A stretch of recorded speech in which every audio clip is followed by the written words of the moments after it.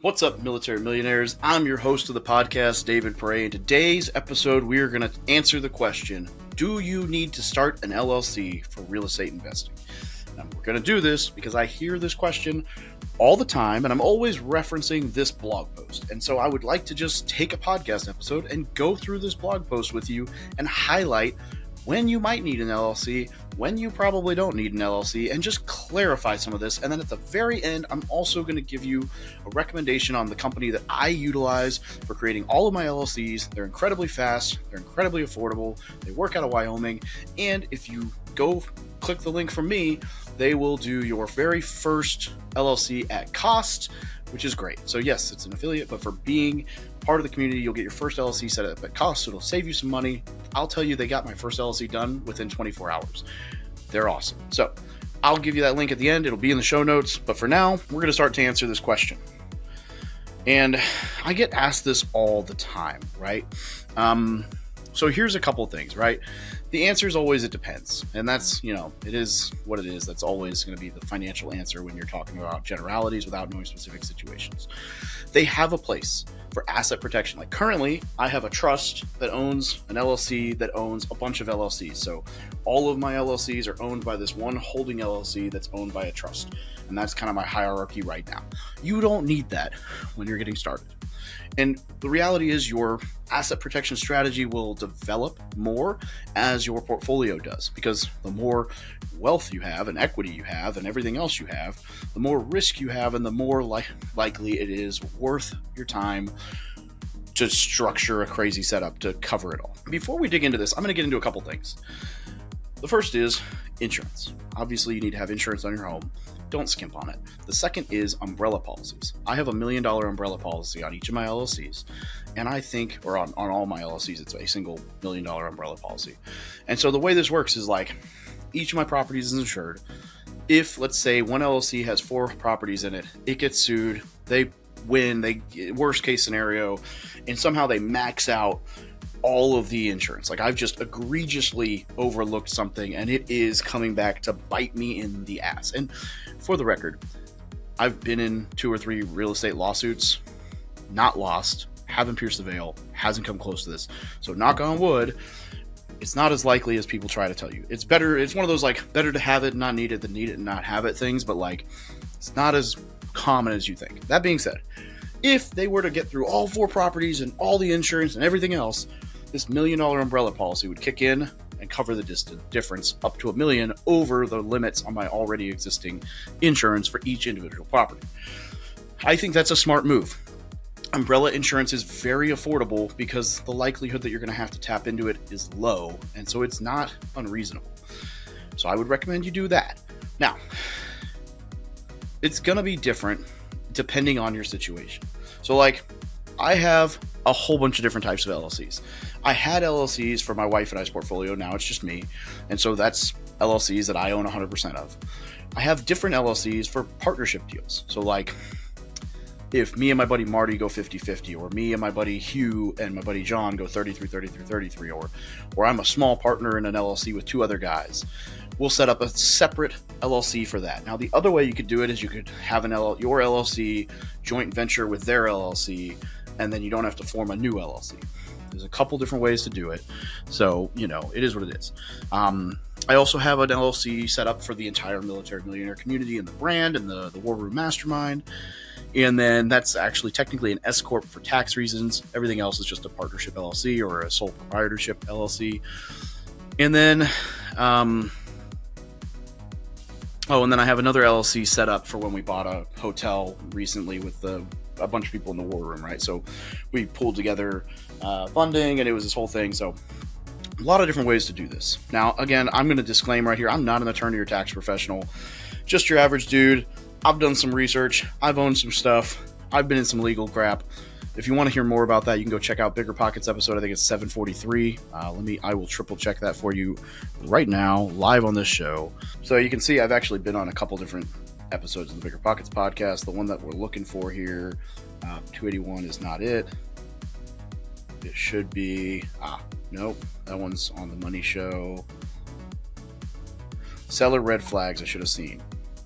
734. Okay, so episode 734, this one, Red Flags of a Bad Deal. This is the one that really digs into all of my lawsuit stuff. So if you want to check that out, I'll drop a link to that in the show notes as well. It's biggerpockets.com/real estate 734. Now, we've got this link right here that I mentioned. That's the free consultation, and I'll dig into that. But here's the deal, right? An LLC. An LLC is a limited liability company.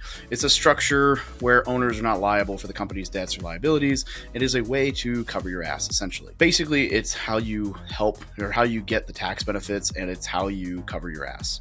Now, when you might need an LLC, right?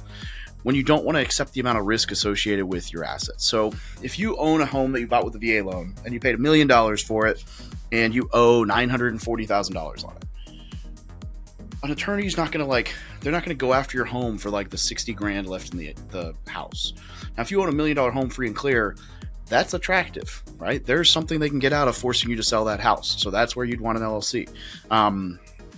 If you own, let's say, $5 million homes in an LLC and not one of them has any equity, okay.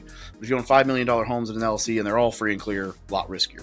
So I tend to gauge based on how much risk you're comfortable with. So for me, I'll go up to about $1 million in real estate, which in my market is anywhere between 8 and 12 houses most likely. And so around that mark, let's call it 10 houses in an LLC. I'm okay with that because most of them don't have a ton of equity. They're not super attractive to people. They're not going to force me to sell all 10 houses, But if it was a single deal that was $1 million, I might be okay with 2 or 3 of those because, again, it's about mitigating risk. I might not buy every one of them in its own property or its own LLC. But it's all on you. This is all risk mitigation stuff. It depends on how much risk. So back when I wrote this, I assumed between $500,000 and $1 million is the maximum amount of property that I would want in a single LLC. Now I'm closer to $1 million. I might even go up to 2, depending on how those assets are structured out. It's going to be different for everybody. And then if you're, a new partnership, absolutely. Or if you're investing in different deals, every time we buy a really big deal, we go after a hotel, a boutique hotel syndication, obviously we're going to buy that as its own LLC because it's got its whole SEC regulations and all this stuff. And there's a bunch of investors, and that's a whole different beast. There are tax advantages for having an LLC. We can dig more into the tax side of this at a later date. But look, here's when you might not need an LLC. This is the part that I think people don't get, right? You don't actually need an LLC when you're buying a house, a primary. If you're going to house hack a duplex, the FHA and the VA loan and other primary residence loans, you can't use an LLC. It has to be in your name personally. And if you think about people try to talk you into refinancing it into a conventional loan just to move it into an LLC, you don't need to do that. Again, it comes down to the equity. If you've got a ton of equity in this home, you can talk to your bank about doing it, but there's not really a reason if it's the only property you own, right? Now, if you own that house and then you own 10 other houses and you want to move it into the LLC, okay, maybe. But again, that primary residence, if it doesn't have a lot of equity, is not really a risk for you. And so it's just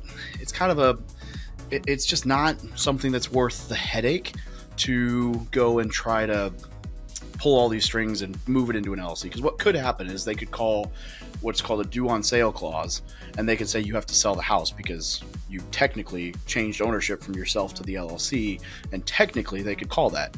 Now, if you're going to move a property you own in your name into an LLC, you just want to talk to the bank and get them to confirm that it is okay for you to do that, and they won't use the due on sale clause because you're not selling the property. You're just quit claim deeding it into the LLC. And as long as you have that conversation with them and get it in writing, a response to an email or whatever, you'll be fine. I've never actually heard of anyone doing that, but it is possible that they could. And so, in that scenario where you don't have a lot of equity and you still live in the house, you don't need a freaking LLC. Don't worry about it. Once you move out, you could set up an LLC, but I'd probably wait until you start getting into other properties or you have a lot of equity. Now I'll talk through how to set it up. I'll just introduce you to those guys, Prime Corporate Services. I'll send you that link so you can get a free consult. Realistically, you're going to need to decide your name or a DBA, a doing business as, if you name it something different. And then you're going to have articles of organization, which just show who's in the property or the LLC, who owns what. The operating agreement, which talks about conflict resolution and stuff like that. That's the most important part of this setup for you, especially if you have partners. That's how you are, what kind of business you're going to be doing, how you're going to resolve conflict and a lot of other stuff. And then, you can kind of have fun with this too. Like me and my buddy John, who's a former recon Marine, in our LLC together, which I'm not going to tell you the name, but it's funny. In the event, we have a clause in there that says, in the event that above resolution attempts do not solve the member deadlock, meaning all of the other stuff that was normal that's in there fails and we're still at a standoff, then the fate shall be determined by a duel in which both members will be armed with a paintball gun, 3 paintballs, and a face shield.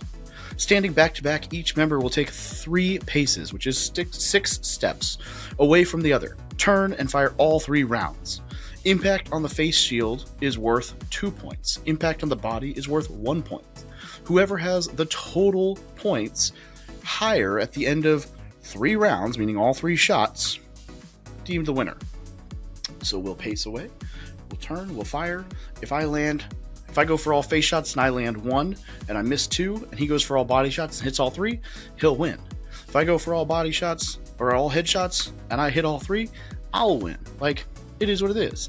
So you got to be good with the paintball gun. This is something fun. This is like, you don't have to take this too seriously. That's literally in our LLC.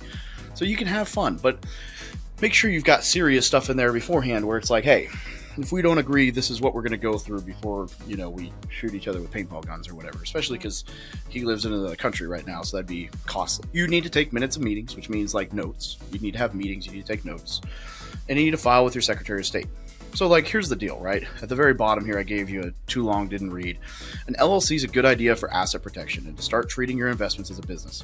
It's not, however, something you should get hung up on. You can form an LLC at any time. Forming an entity doesn't need to be another roadblock to justify your analysis paralysis. Ultimately, the answer to the question is maybe. Like, it's not that big a deal. So, like, especially if it's your first property, don't worry about it. Don't get hung up on it. Don't, whatever. If someone's trying to sell you on it really hard and they happen to own a company that does LLC setup, it's probably why. So it is what it is. But here you go. So I promised you guys that I'd tell you the link. So if you go to FromMilitaryMillionaire.com, like this up here, and you just do /PCS as if you're doing a PCS move, but that's Prime Corporate Services. So FromMilitaryMillionaire.com /PCS, you click on it,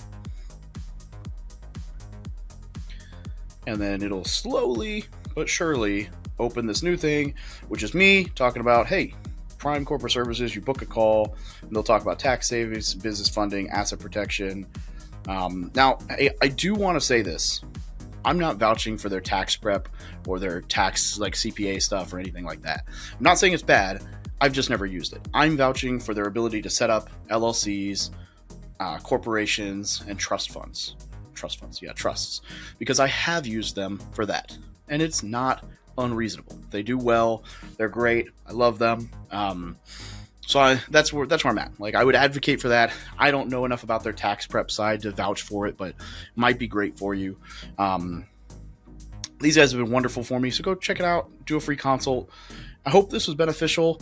I'm going to try to do some more of this where I dig through like articles I wrote and stuff like that and try to give answers to questions I receive a lot. But I'd love to hear in the comments if you found this valuable, and I hope you have a great day. Oh, and before I forget, make sure you subscribe to the show and leave us a review if you got something out of this. I don't ask for that enough, and I'm trying to get better at it, but a review really would help tell Apple and all these other podcast conglomerates that we're worth a shit. So if you thought we're worth a shit, please leave us a good review. I appreciate you.